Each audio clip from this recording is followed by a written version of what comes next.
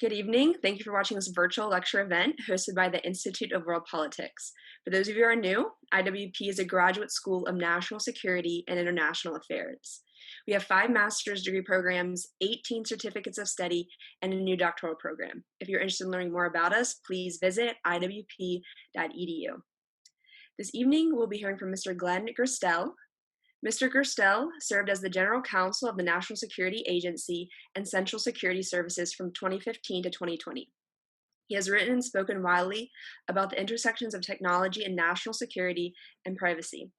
Prior to joining the NSA, Mr. Gerstell practiced law for almost 40 years at the international law firm of Milbank LLP, where he focused on the global telecommunications industry and served as the managing partner of the firm's Washington, D.C., Singapore, and Hong Kong offices.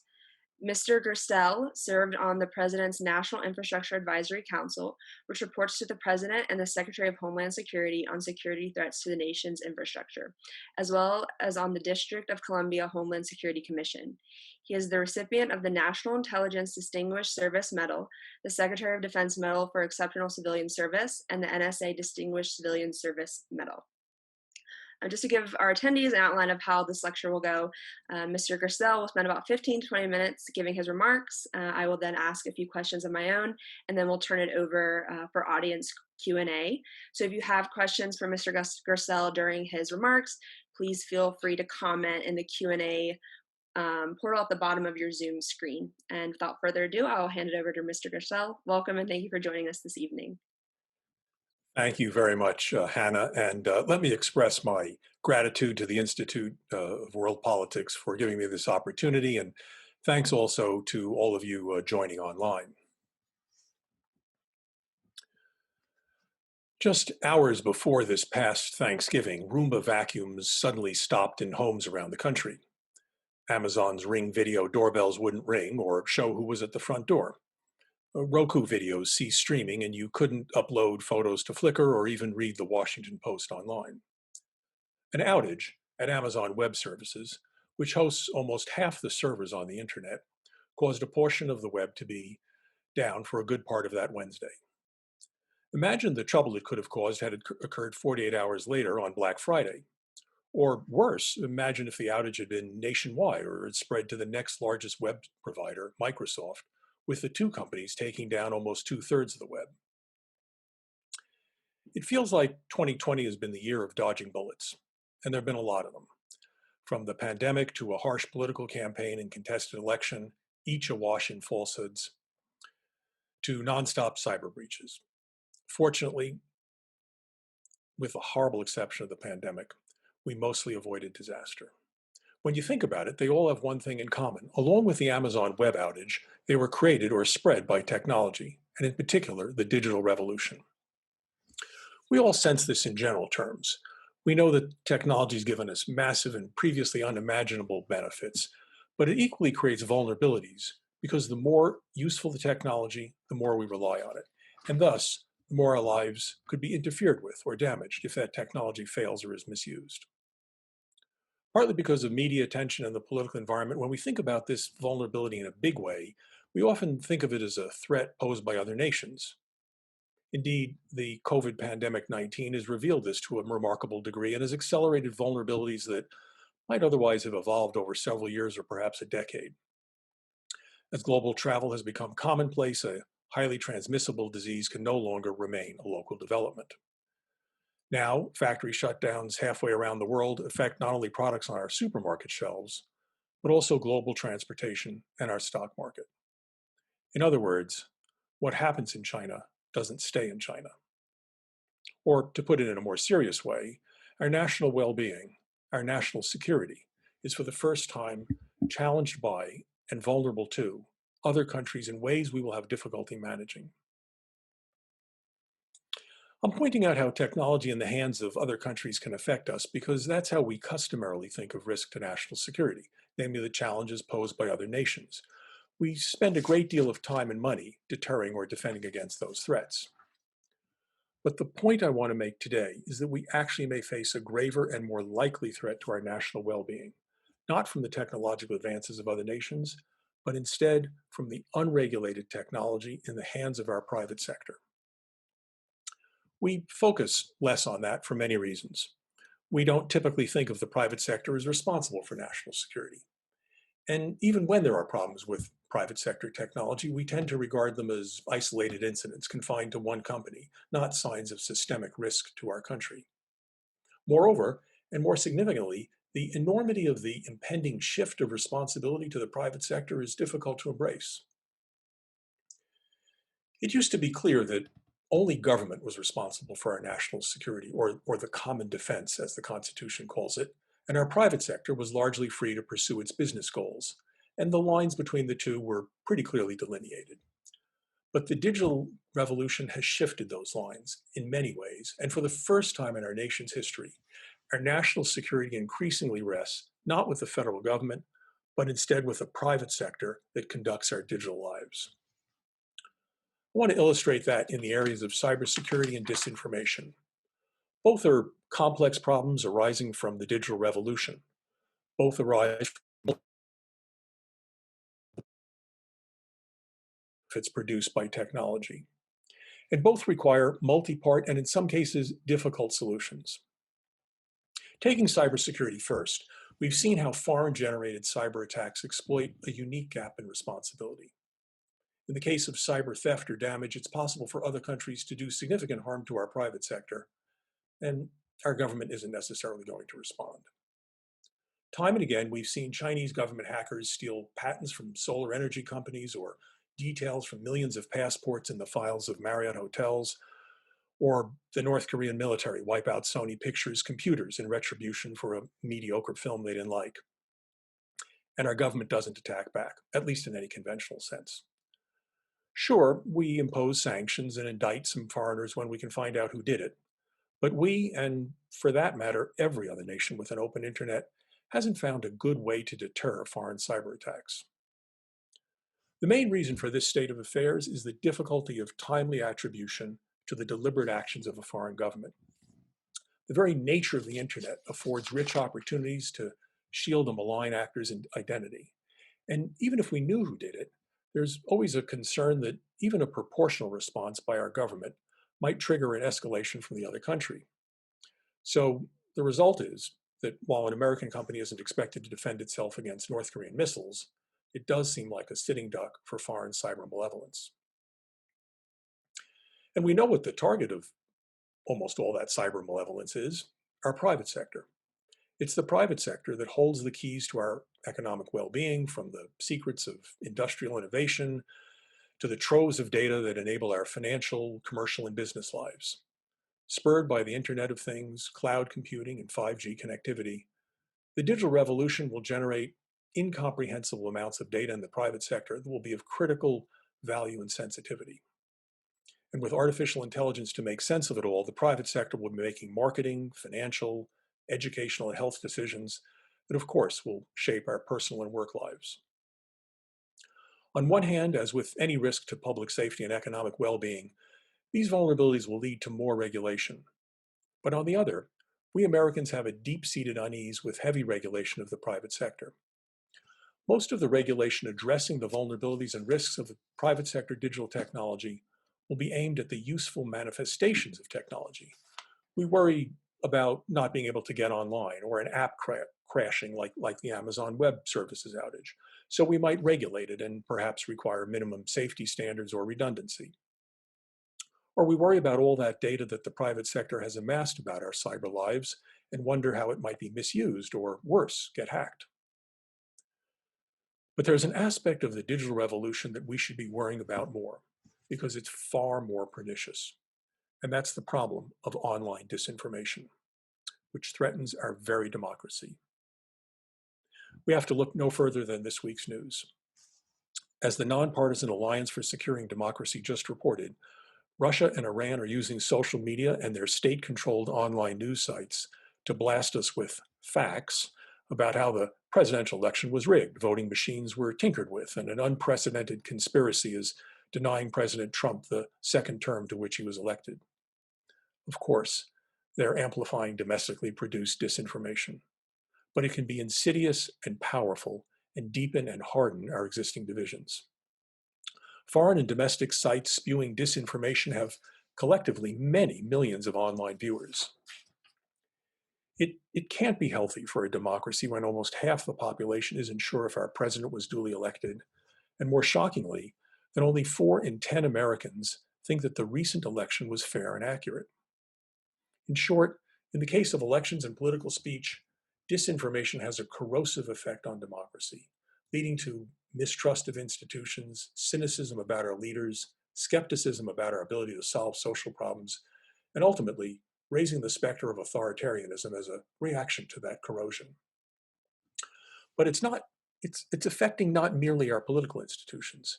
The Gallup poll of just a few weeks ago revealed that due to erroneous fears about safety, almost half the country doesn't want to take a COVID vaccine, and many others refuse to follow the advice of doctors and scientists and wear face masks, choosing instead to believe false claims that masks are useless. So our public health is damaged by disinformation. When 3 out of every 4 Americans get some or all of their news from social media platforms, it's clear that the risk of deliberately incorrect online information is national in scope and could get worse. What if Russia or Iran had seized on a real disaster, say the massive wildfires in the Pacific Northwest, and weaponized the problem with false information online, amplifying and corroborating it on their controlled news sites, and fed false information about the fire's path or wrong instructions about escape routes? In the future, a coordinated disinformation attack on multiple platforms, seizing on an already contentious issue such as vaccine safety, could have a level of seeming veracity that would lead to chaos, and it could take weeks, if ever, for the truth to be broadly accepted. What if days before the next election, a deep fake video, virtually undetectable as a fraud, goes viral on YouTube, purporting to show a gubernatorial or senatorial candidate having sexual relations with a minor? So if we know this is already such a big problem, and we know it could be even worse, why haven't we done something about it? Well, as with any complex problem, there are many answers. First, like the other bad side effects of our cyber lives, there's no miracle drug to cure this disease. Second, we've historically taken a minimal and reactive approach to regulation of the private sector, and even if we started to draw up laws to deal with it, disinformation has itself become a paralyzing political issue. Besides, we're uncomfortable with regulating any speech, so it's not really obvious what we can do about the problem anyway, and so we just throw up our hands. As long as disinformation is slowly corroding our institutions or hindering our national political will or insidiously prolonging a pandemic, there's no one day that we must fix the problem. We could wait until a crisis or disaster, but we don't need to. There are steps we can take to start to fix the problem. No one solution is at hand, but we have tools at our disposal to use, and they will, bit by bit, make a difference. I'll mention just 3 of them.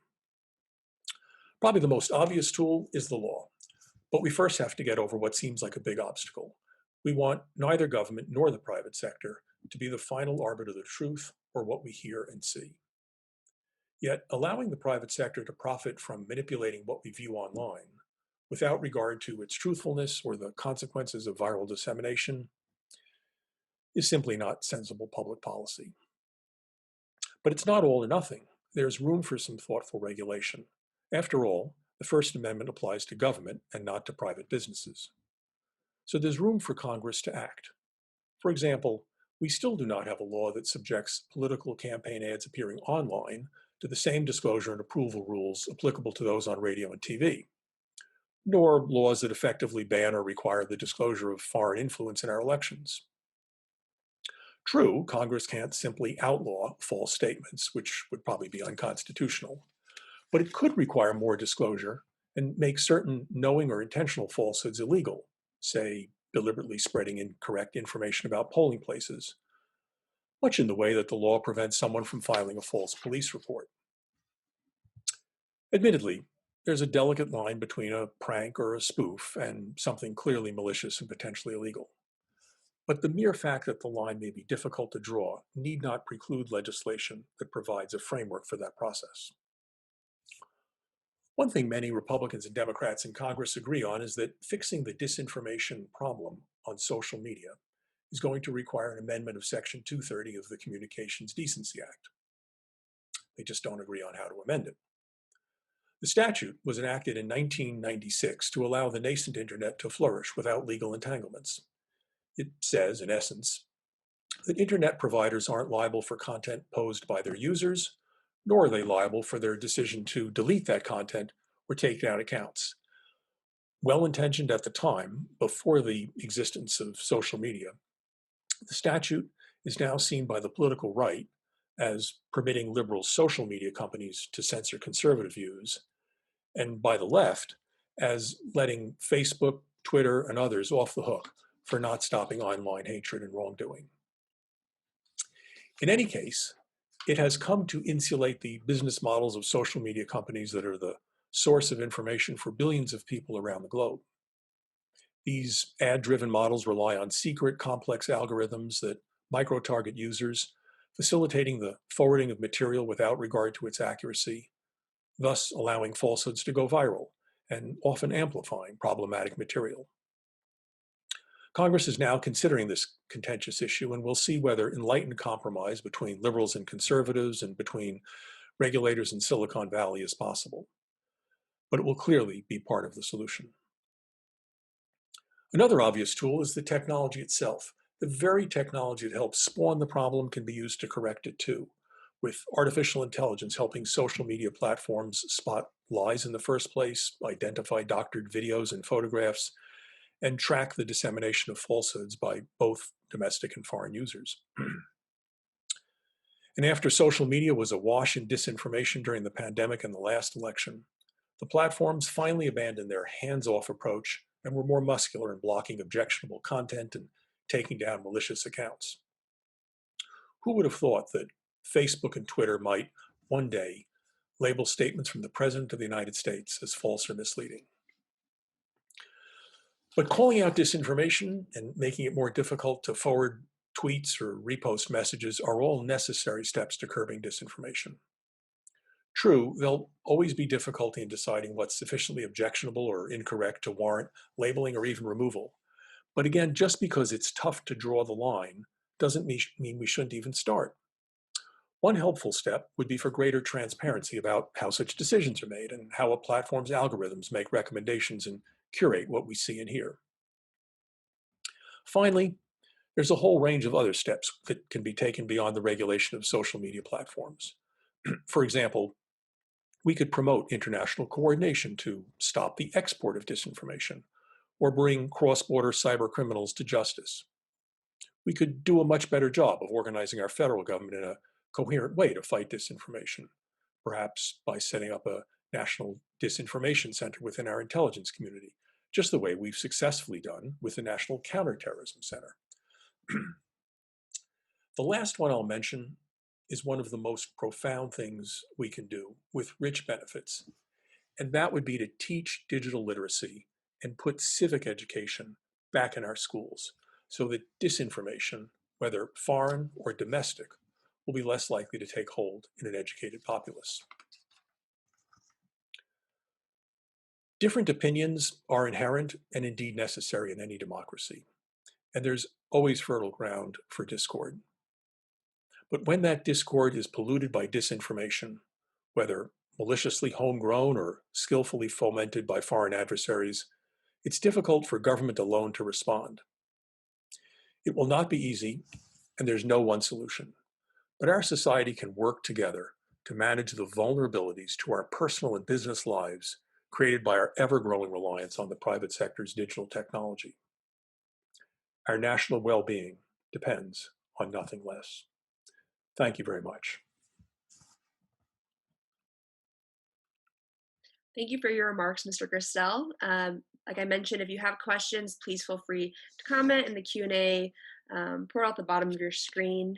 My first question for you is probably the one thing that's on everyone's minds these days is the prospect of getting a vaccine for COVID. I mean, we see it on the news, we're hearing a lot about it recently.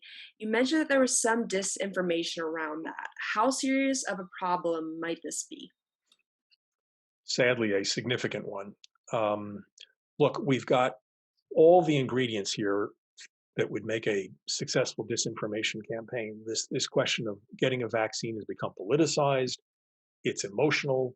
It's a complex topic. And there are a lot of unknowns about it. How the vaccine was developed, by whom, under what conditions, what safety protocols have been in place involved in its transport and testing, and so on and so forth. So lots of unknowns. And when you have that, you have all the ingredients for a successful disinformation campaign. And unfortunately, people are taking advantage of it. The head of the International Red Cross just a few days ago, or maybe a day or two ago, said that disinformation was the second the second pandemic, and unfortunately, he's right. We just saw YouTube, for example, suspend the One America News network for its claims that there were guaranteed cures for COVID. And there's been for years, a deep anti-vaxxer movement on many, many Facebook sites with literally hundreds of thousands, actually millions of viewers and people who've seen these videos and Facebook posts about anti-vaccination. Recently, I think just this morning, actually, Facebook announced it was finally taking even stronger steps, and instead of downplaying or lowering those recommendations for anti-vaxxer website postings, they're now actually going to eliminate those that are perceived to be at variance with official public health standards. But when we have a situation in which we're going to need, according to the scientists, something like 60% of the population to get vaccinated, and this in some of those cases involve dual vaccines, we're not going to get there if, as current polls show, some 48, 50, 60% of the people, depending on which poll you're looking at and when, distrust vaccines.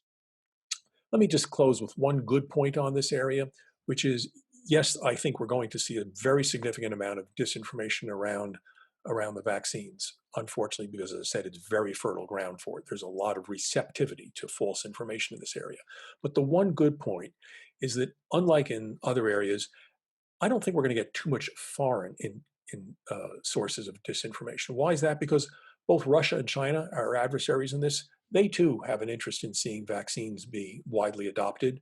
And I think from a global public opinion point of view, it's going to look very bad for China or others to be making efforts to stymie the full implementation of vaccines. So one lining in the silver cloud, one silver lining in the cloud, so to speak, is that maybe we won't have too much foreign interference in this regard.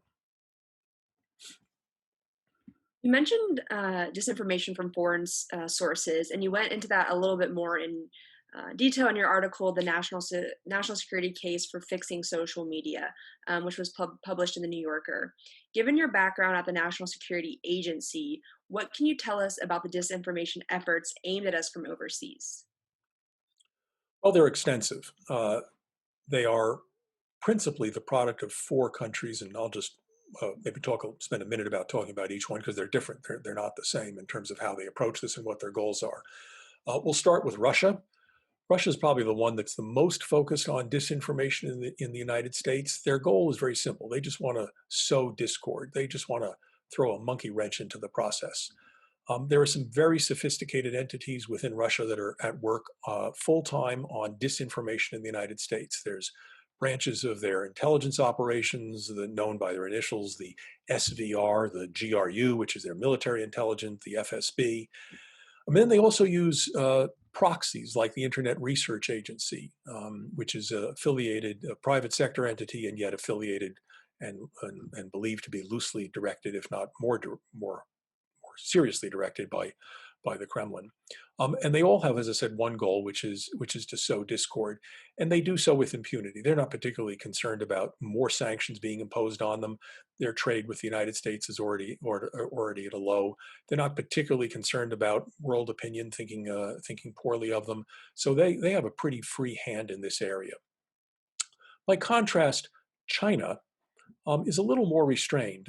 Their interests are not necessarily directly at just sowing discord in the United States. That probably would be a nice thing for them. But they're really more interested in showing comparisons between a peace-loving China that has an excellent form of government, and this is what they wish to broadcast, and is a peaceful neighbor in Asia, with the problems of the West and the corrupt and decadent and problems with Western-style government. So they're very quick in an integrated way to show how China has been able to deal with the pandemic in a very effective way, and how they've even sent medical equipment to Italy and elsewhere in Europe, while the United States has obviously been having its problems.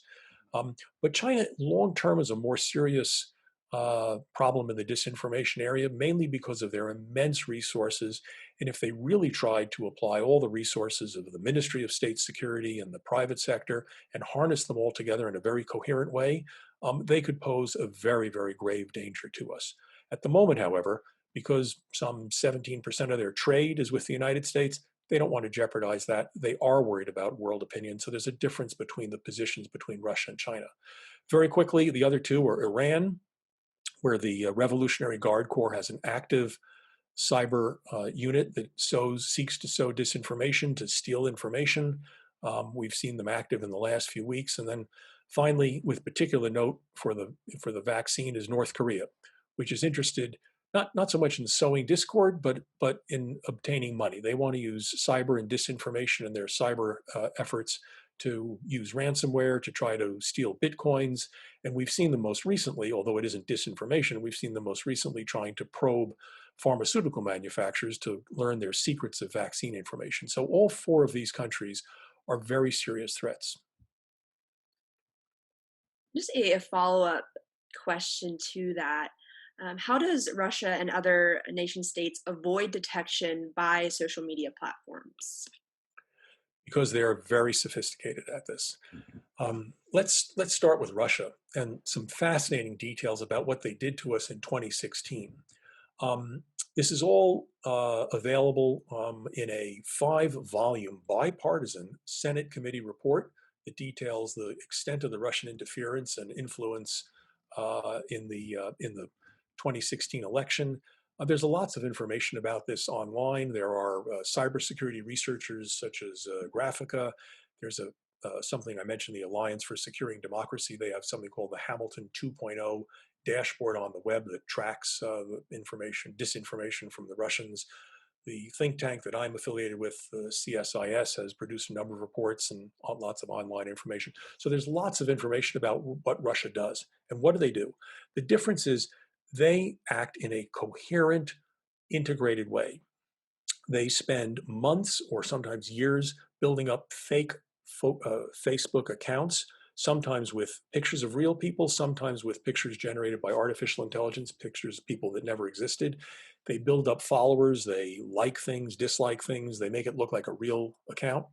And then when they post something, not only is it disseminated on Facebook, but then they tweet about it. Then they have Russian controlled online news sites talk about this. And then they have other sites talk about the fact that there are articles about this. So it just builds a level of authenticity and credibility about it in a very integrated way. They're masters at taking an integrated concept to this. And Facebook, to their credit, is made huge strides in trying now, after 2016, belatedly, in trying to take down these fake accounts, watch them, monitor them, not let them get thousands of followers. And using artificial intelligence, they're able to see that a posting on Twitter is cross-posted to Facebook and is a false one, and so they can take that down, et cetera. And they're starting to do a better job of this. But it's a bit of a cat and mouse game with Russia trying to, of course, and as well as the other three countries I mentioned, and cyber criminals generally trying to stay one step ahead of the detection methods. Um, One thing I'll just note and close on this point is it's one thing to take down a blatantly false statement about COVID-19 or election security, but it's another thing to take down what looks like a legitimate news site and that's still spewing disinformation. And so that remains a problem because that's much harder for artificial intelligence to catch that. And indeed, as the Constitution is clear, Americans have the right to receive foreign disinformation. So it's not necessarily something that we can easily cure with just the stroke of a legal pen.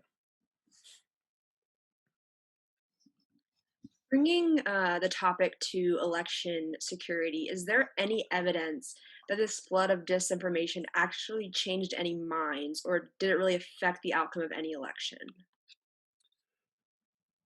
And that's a really fascinating question, along with the others you've asked. But this one in particular is a little hard to answer. The others have easier answers, and that's because we just don't know. I think the short answer is it stands to reason that there's some effect, but we don't have a lot of scientific studies that show this. There have been a fair number of academic studies on this. They're not totally conclusive. Let me just sum it up by saying um, the studies show that disinformation works when it falls on receptive ears or viewed by receptive eyes. So you have to be predisposed to this. For some reason, there's a little more willingness on the right, perhaps because there's a sense of aggrievement or lack of injury or a sense of injury. So maybe the people are more willing to believe in conspiracy theories or some of these more lurid pieces of disinformation. But in any case, it's on both the left and right. And a couple of studies have shown that one, it falls on receptive ears. So you need to have a propensity for this. It needs to be about a topic that's contentious and about which not is known. And then elites have to drive it. There was just a recent study by the Berkman Klein Center up at Harvard, I think it came out in October, that showed that the disinformation, when it starts from the top, say by the president or opinion leaders, and then spreads down through the sort of ecosystem, that it then picks up more traction as opposed to disinformation that just starts from some random post from nobody, so to speak. So elites drive it. What's the effect that it has? Well, twofold. One, even if it doesn't start the divisions in our country, as I said, we have to start with some divisions for it to play upon. Even if it doesn't start the divisions, it deepens them and hardens them. It makes it more difficult to find the truth, to come together for compromise. And this is important. If you look back at the 2016 election, one of the fascinating statistics is that a change of just 80,000 votes in Michigan, Pennsylvania, and Wisconsin, if you would reassign those votes so that Hillary Clinton had won each of those three states, just 80,000 by one vote, that would have changed the election. President Trump would not have been elected. Why do I mention this? Because it stands to reason, we have no way of knowing for sure, that the Russian influence campaign in 2016 could well have had an effect on 80,000 people. Those 80,000 people, who knows? So I'm not saying it would have changed the election. I'm not saying it did change the outcome, but it's an entirely possible outcome we can't rule out. And even if it isn't that election, it could be an election in the future. At the end of your remarks, you mentioned the idea of focusing on civic education. How much are we doing that now, and do you think it'll make a difference?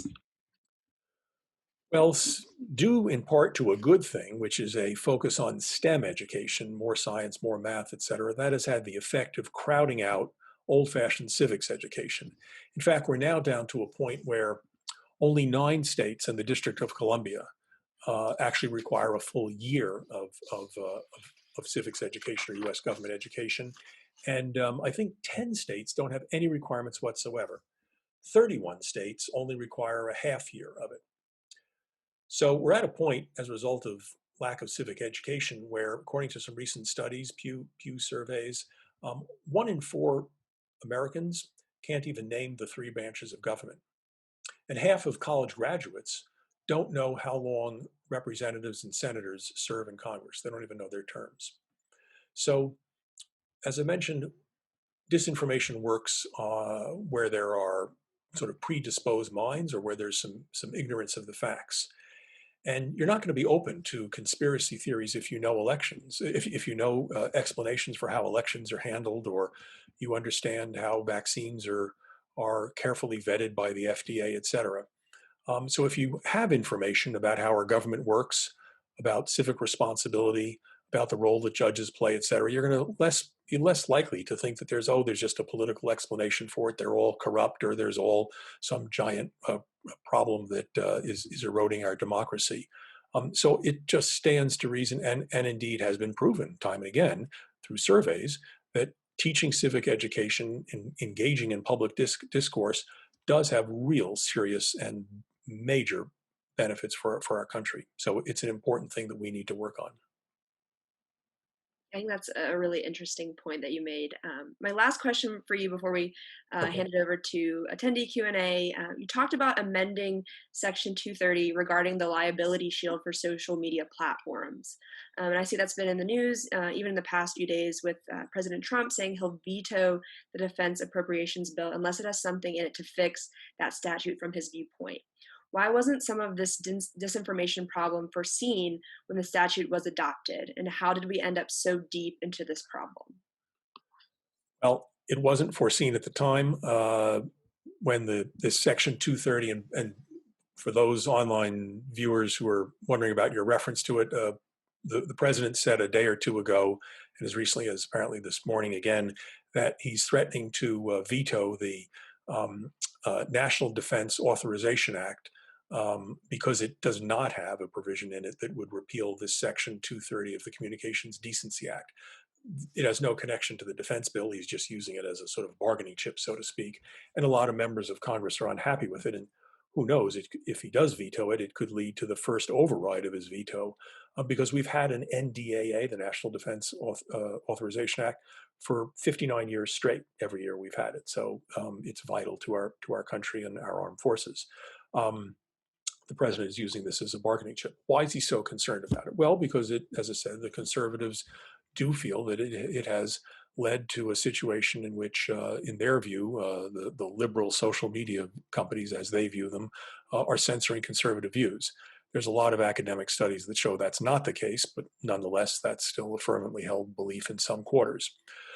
So when the statute was enacted in 96, social media didn't exist. The internet was still very new. In fact, if you think about technology generally in this area, you know, the iPhone is only I guess 13 years old, 14 years old. Facebook was started only 16 years ago in 2004.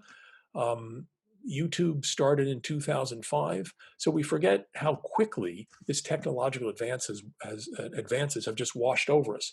And it's done so quickly, far more quickly than other technologies, which took years to develop, that we haven't been able to set up the norms and standards and laws and industry self-regulation as well as governmental regulation to deal with this. So we have a problem because although it wasn't anticipated at the time, this technology gives everybody a megaphone.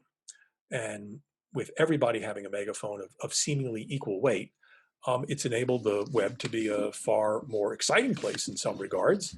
And it's also made it very different from the kind of uh, platforms that do have liability, namely publishing, newspapers, media. Those platforms offer curated content from reporters. It's a very different system, and yet, in part, that's because of the fear of liability, fear of libel suits, slander suits, etc. If we took away Section 230 in its entirety, I don't think it would produce a good outcome, and many people, I think, agree with that position. That's too strong um, a, uh, uh, a solution. It would probably lead to some far right wing voices being censored precisely because people would be concerned about liability. It would probably lead to a far tamer, less innovative internet, and I'm not sure that's something we want. By the same token, we clearly don't want to have online hatred. We clearly don't want to have revenge porn, child porn, et cetera, all of which can hide out in darker portions of the internet, in part because of this liability shield. So we need to find a constructive compromise on one hand that allows sufficient innovation and sufficient range of freedom of speech, while at the same time regulating it in some way that some of the more pernicious aspects are cut back. And that's really the point of my comments earlier, which is that we need to find an appropriate balance in this area. But just because it's hard to do, and I know it's hard, doesn't mean we shouldn't do it.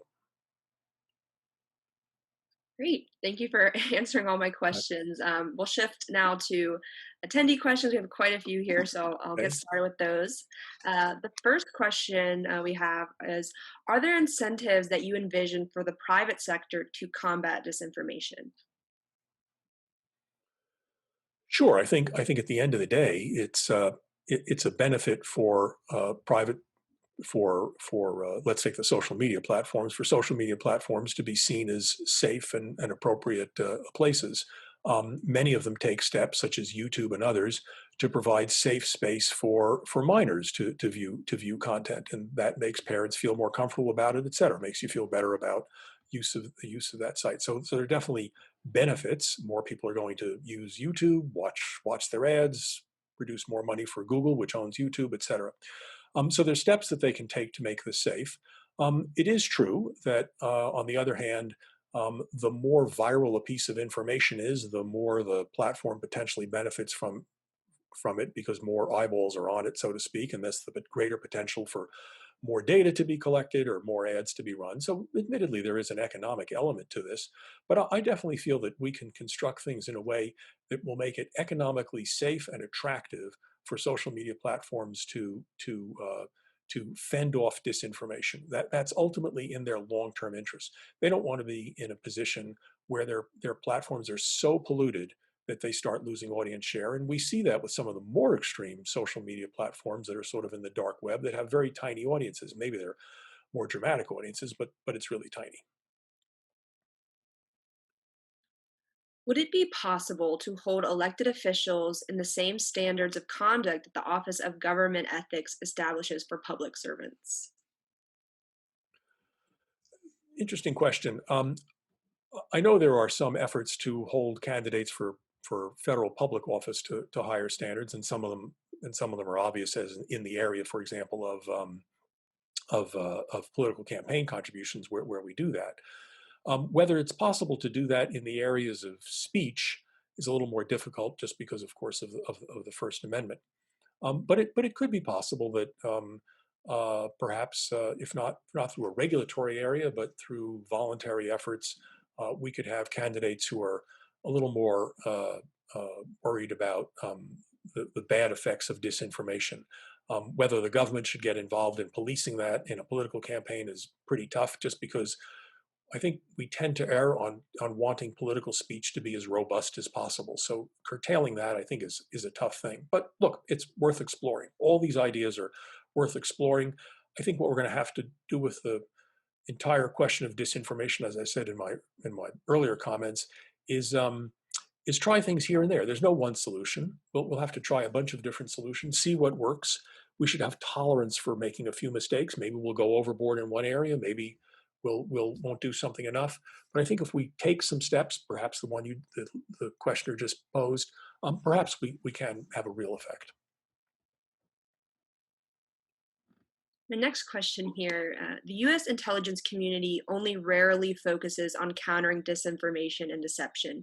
Excellence in these fields is not a professional requirement there.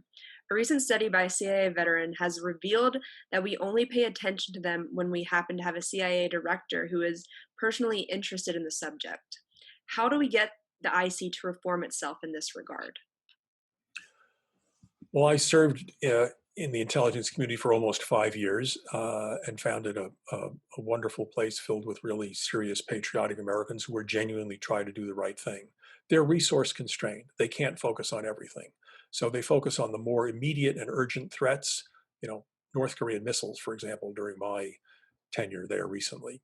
Um, it is true that disinformation probably isn't listed right up there as the one of the top priorities. It's not the most urgent threat. It doesn't produce damage on any one day. It has a sort of more pernicious, insidious effect. So it's definitely true that it doesn't perhaps rank at the top priority.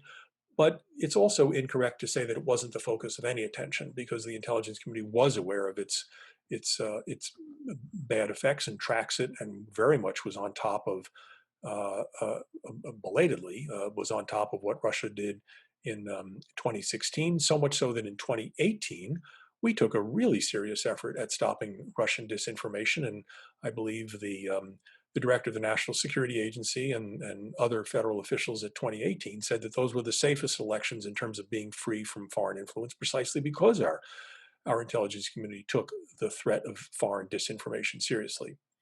Um, our intelligence committee is focused on foreign disinformation, not domestic disinformation. So that reveals a big gap.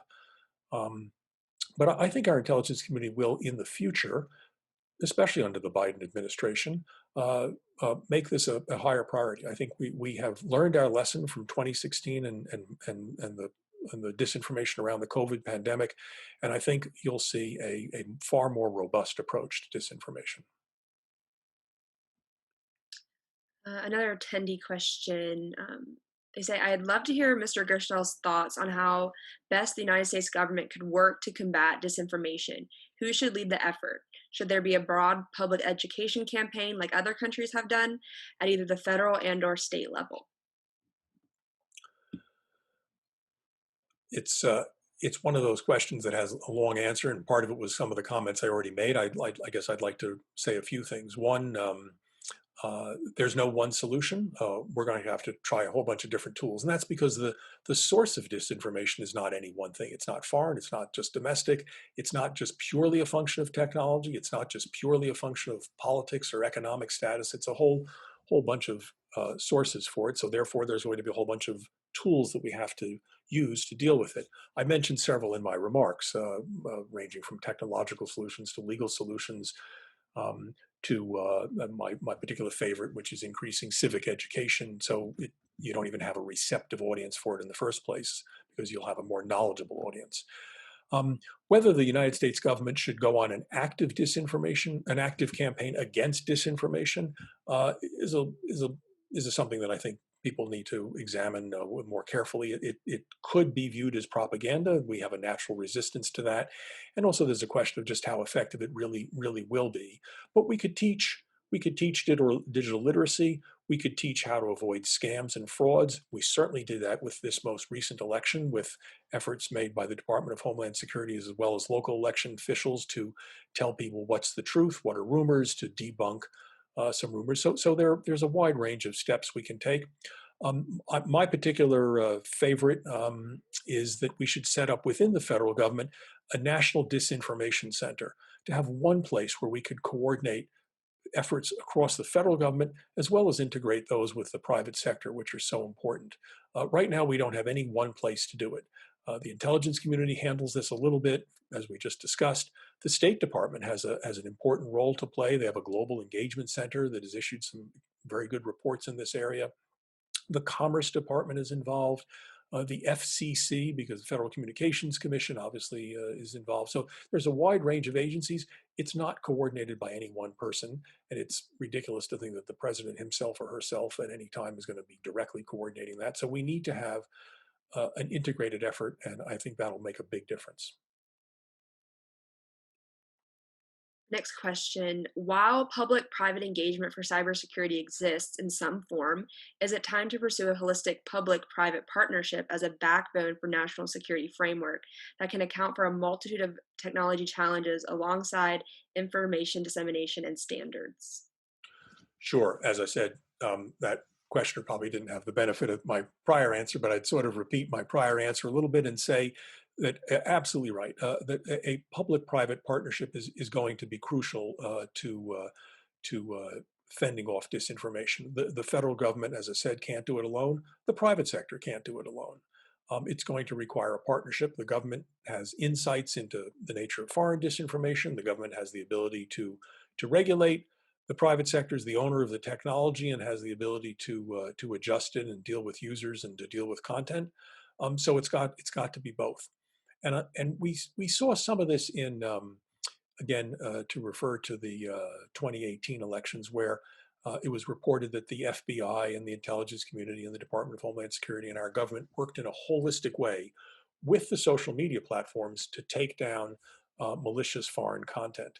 And they seem to be quite successful in that. They hadn't done that in 2016. We got caught flat-footed, frankly. But where Facebook, Twitter, and others are open to working with the FBI, and they are, by the way, I want to be very clear on that.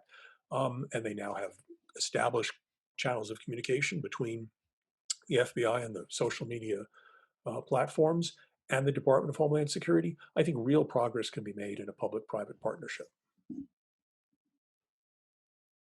The next question here. As far as digital literacy, do you know of any other countries who have fine examples of programs for digital literacy provided for their citizens that we may borrow from or emulate? There are some academic studies about this. I don't have them at my fingertips, but my sense is that the Scandinavian countries have been particularly good at this.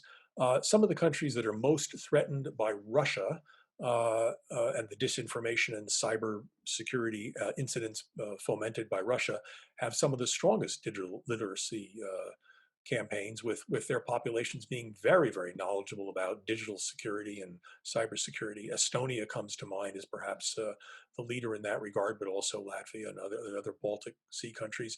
As I said, the Scandinavian countries have made big efforts in this area.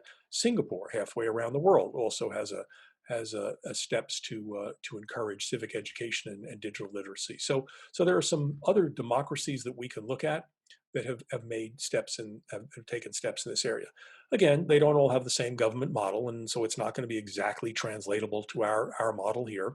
Um, but there are good lessons we can learn, and we need to take the best of each of them. And as I said, it's going to be a trial and error process. There's no one thing that we're going to adopt that's going to solve this. But there are steps we can take, and just because it's complex, as I said before, doesn't mean we shouldn't start somewhere. How can citizens discern when disinformation and propaganda is bleeding into our news media? What agency of the US government is assigned the task of parsing disinformation in the media? Well, fortunately, none are. And I think that's the way we want it. We simply do not want, and it's been a founding principle of this country, government to decide what we see and hear. And the First Amendment is an important element of that. It's not the only embodiment of that free speech principle. It is true that the First Amendment isn't absolute. There are lots of exceptions to free speech that the Supreme Court over the 200 odd years that has been dealing with First Amendment cases has looked at. I mean, it's in addition to the one that every school kid knows, which is that you can't yell fire in a crowded theater. There are all sorts of restrictions we put on free speech having to do with advertising, for example. You can't advertise false claims about drugs. You can't advertise cigarettes and tobacco products in certain places. Um, there are limits on what you can say in the context of federal election campaign contributions and how you can use your money for federal candidates. So there are areas where we do police speech, but it's very limited. It's very narrow. And the one area where I don't think we want to go into is an area where the someone in the federal government decides what news we want to hear and what news is appropriate, or even flagging the news or identifying the news. I think that's got to be a private sector enterprise. The private sector is perfectly free to be robust and muscular in this regard. They don't have to worry about the First Amendment. It doesn't apply to them.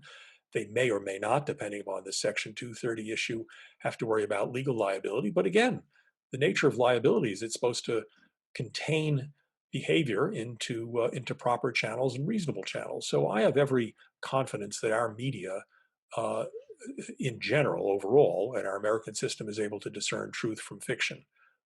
There are parts where it gets blurry and messy, but by and large, that's the nature of it. And democracy is a little messy. We have time for a few more questions Okay. here. As a lawyer, do you see there is a constitutional way to revise Section 230?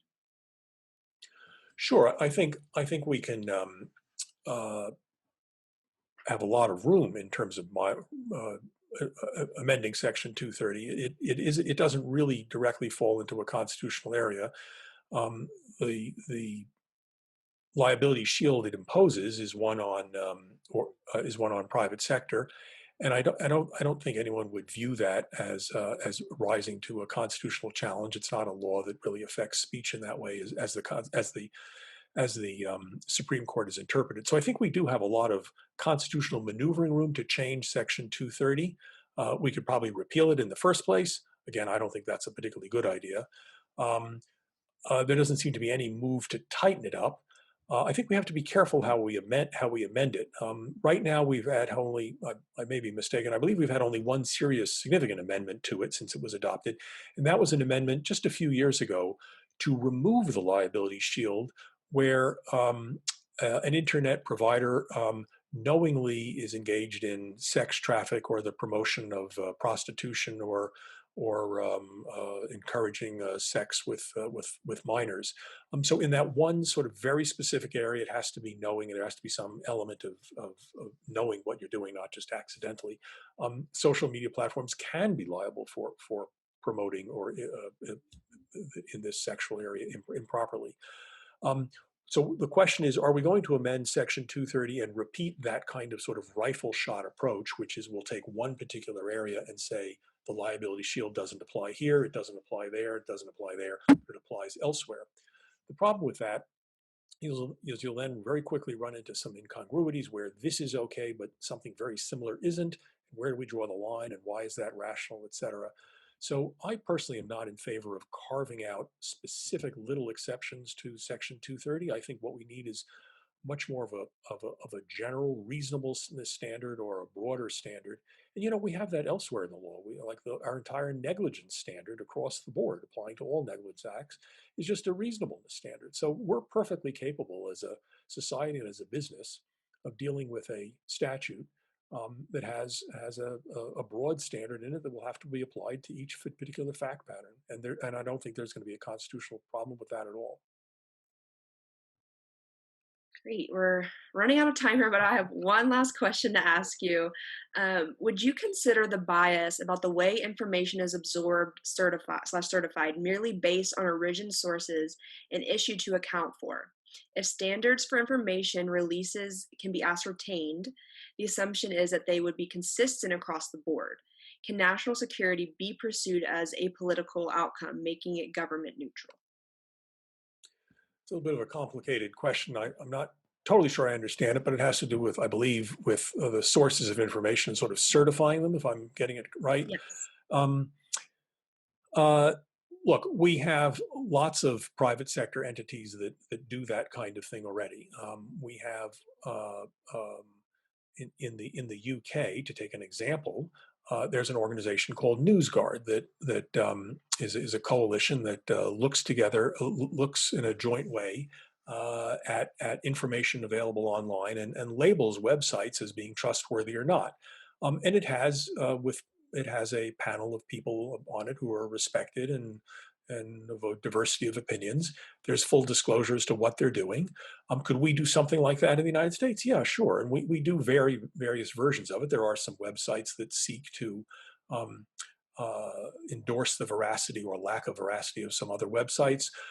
There are other websites that track disinformation. I mentioned the Hamilton 2.0 website, which does a fine job of that. Most of them explain why it is that they're making the decision, so it's not just a black box, which would be hard to feel that it's authentic and have its own level of veracity.